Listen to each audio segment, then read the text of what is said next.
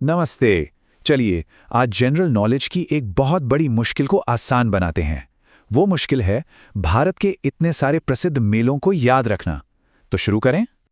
जो लोग competitive exams की तैयारी कर रहे हैं वो इस बात को अच्छी तरह समझते होंगे कि स्टैटिक जीके में नाम और जगहों की लंबी लंबी लिस्ट याद करना कितना बड़ा सिरदर्द होता है, और वहां तो एक एक नंबर की लड़ाई है।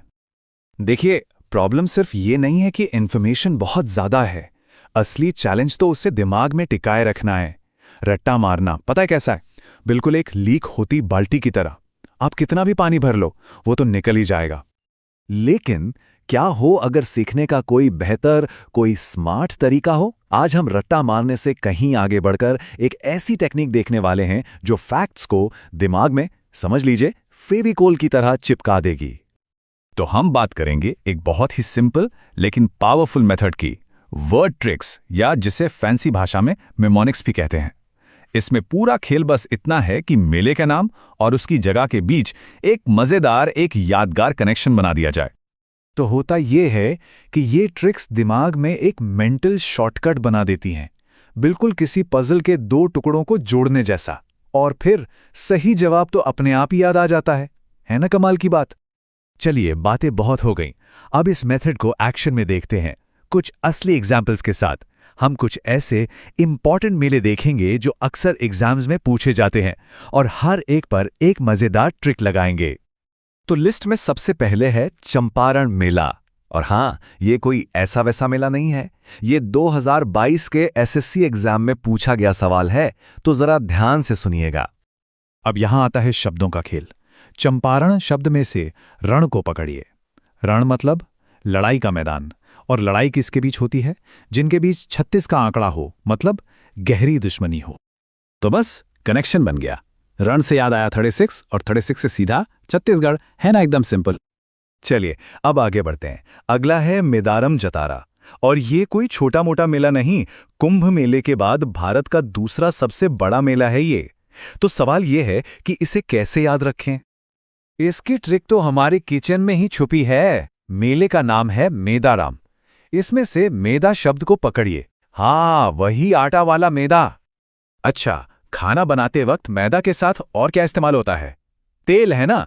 तो बस मैदा से याद आया तेल, और तेल से बन गया तेलंगाना। हो गया याद। और हाँ, इसके बारे में कुछ बातें और जान लीजिए। ये सिर्फ एक मेला नहीं है, ये एक बहुत बड़ा कल्चरल इवेंट है। जैसा मैंने बताया, भारत का दूसरा सबसे बड़ा मेला है। और तो और, ये एशिया का सबसे बड़ा ट्राइबल फेयर भी है, जिसे कोया जनजाति मनाती है।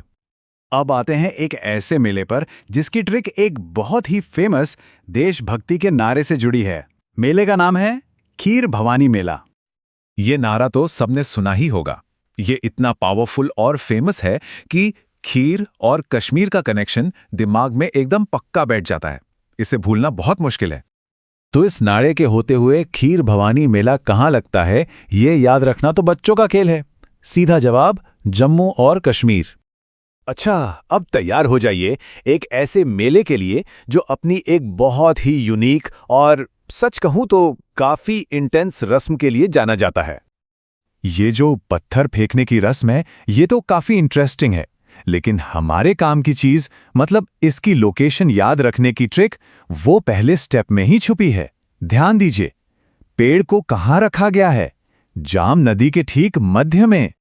और मध्य शब्द से कौन सा राज्य याद आता है? बिल्कुल सही, मध्य प्रदेश। बस हो गया याद।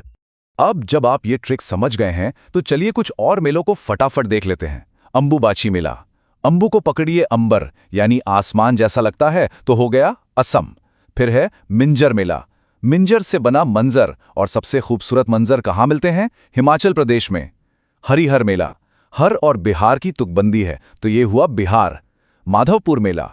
माधव यानी कृष्ण, जिनका शहर था द्वारका, और द्वारका कहाँ है? गुजरात में। और आखिर में तीर्थमुख मेला। तीर्थ में ती है, जो तीन जैसा लगता है, यानी त्रि, तो बन गया त्रिपुरा। देखा कितना आसान है?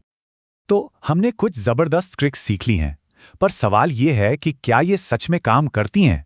चलिए एक छोटे से क्विज से पता लगाते हैं। तो पहला सवाल, चंपारण मेला कहाँ होता है?